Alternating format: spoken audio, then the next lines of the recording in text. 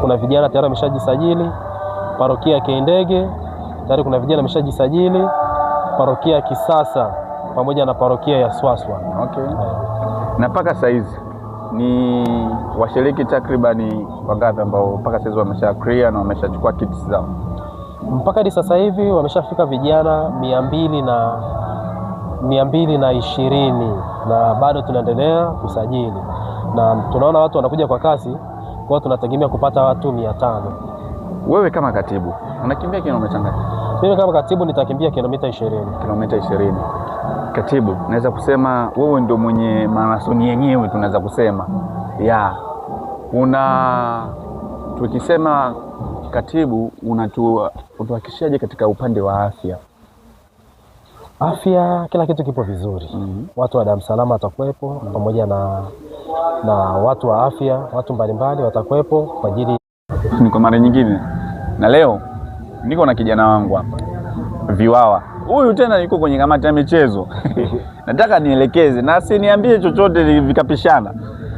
Leo tunakabidhi kits, tunasema kits ambazo ni za kufanyia kukimbilia Fadzamasonye Marathon ambao tarehe 20 ya mwezi huu, yani nasemea Jumamosi ya wiki ijayo tutakuwepo. Atajitambulisha ni nani, ana cheo gani, na yeye kama yeye anawezaje kushiriki Fadzamasonye Marathon.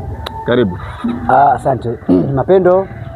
Kwa majina naitwa Dennis Denson Jackson, ni mwenyekiti wa michezo parokia St. Gaspar Edufa Makole. Yes. Na tunaposema Fadzamasonye Marathon, kipi kinachokuja akilini mwako? Fadzamasonye Marathon ameshakuja kwenye akili yangu, kwanza ni tunamwenzi baba yetu, paroko wa parokia yetu. Ni mzee ambaye tumekaa naye kwa muda mrefu sana. Ni padre. Sifa Yesu Kristo. Amina. Kwa majina naitwa Ephraim Robert, natokea parokia Mtakatifu Gaspar Makole. Na leo niko na washiriki ambao watashiriki katika Fadzamasonye Marathon. Niko na baba wangu hapa. Atajitambulisha kwa majina na ataniambia anakimbia kilomita ngapi kupitia sasa. Maana leo ndio siku ya mwisho. Nadhani kesho ndio siku ya mwisho ambao ndio vijana kujiandikisha kwa ajili ya kukimbia Fadzamasonye Marathon. Sasa, karibu. Unaitwa nani? Asante, mimi naitwa Deo Nisemiwe.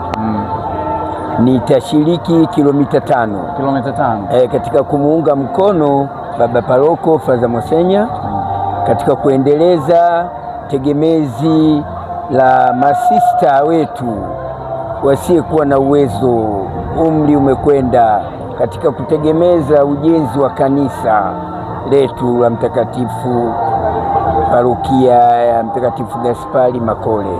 Okay. Wewe kama mshiriki unahamasishaje wale ambao bado hawajapata hizi kits kwa ajili ya kukimbia